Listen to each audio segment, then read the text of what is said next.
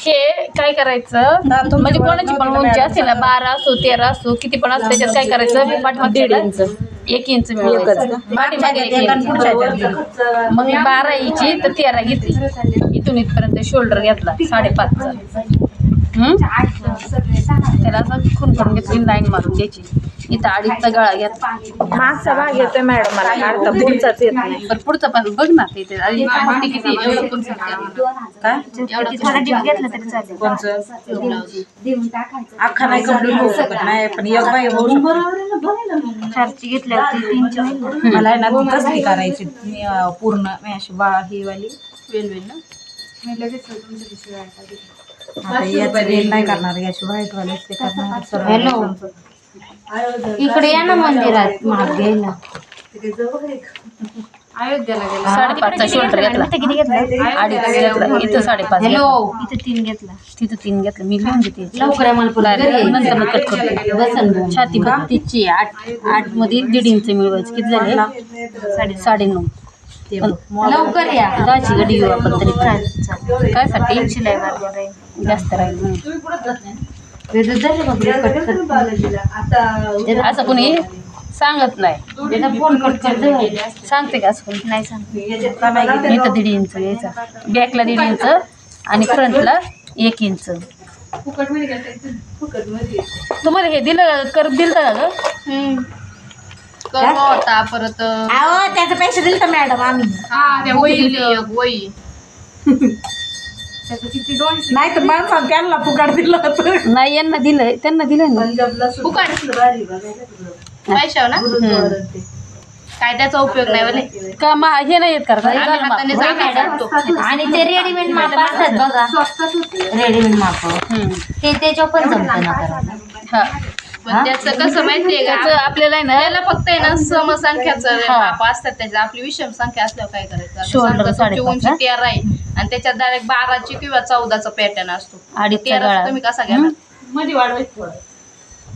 बघा या बाईचं मध्ये पुढं वाढवायचं ही 2.5ची हा मुंडा आहे नागचा मुंडा 1.5चा इथून इथं घेतला ना हा माप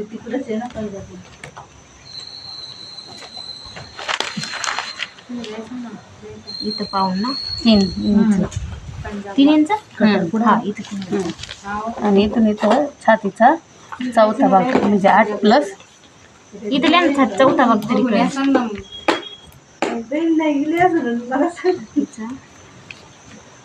मावशीने पहिलं जायचं 8 प्लस 1.5 इंच तो तू कट करशील ना तुझे तिला बोलत उतरायचं थांबायची ना मग तिथे एकटीला सोडलं गेली निघून ती मग काकी आली पहिली काकीला जायचं का कशी का तुम्ही बहीण एवढी बहीण त्याच्यात फक्त आता पाठीमागे 1 इंच मिळवले मग पुढं 1.5 इंच म्हणजे 13.5 येईल मग म्हणजे त्या पुरीला कळलं म्हणते तुमच्या पुरीला कळलं पाहिजे ना म्हणते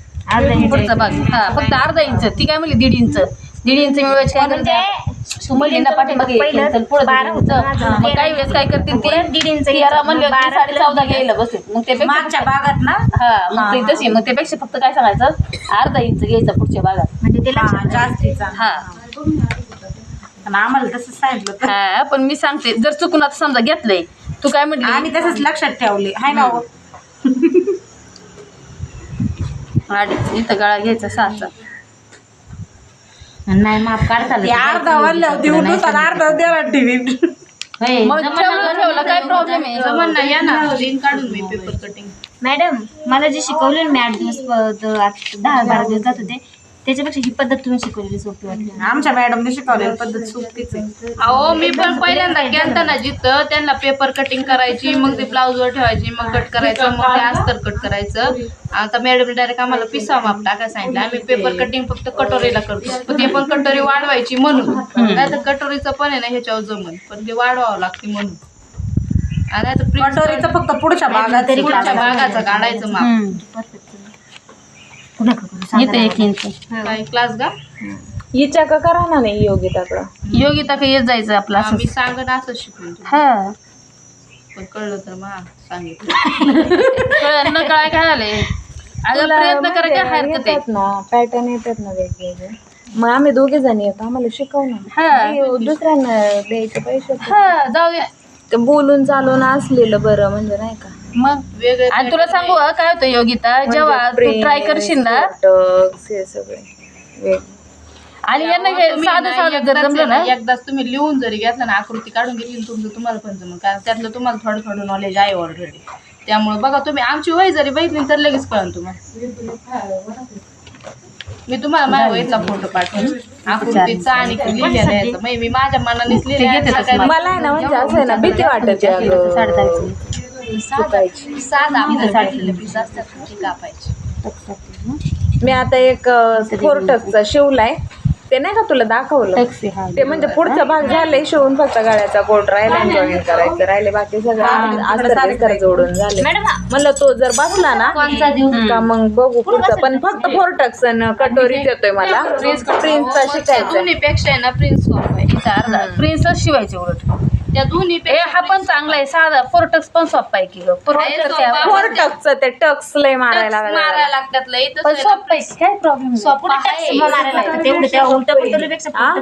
कटोरीचं नाही कटोरीपेक्षा फोरटक्स पेक्षा प्रिन्सला डायरेक्ट एवढं त्याला टक्स नाही का काय नाही टक्स असतो तो निघून जातो त्यातून टक्स नाही मारायला लागत डायरेक्ट शिलाई किती जास्त शिलाई जास्त आणि काय बरं असं 350 आहे ना प्रिन्स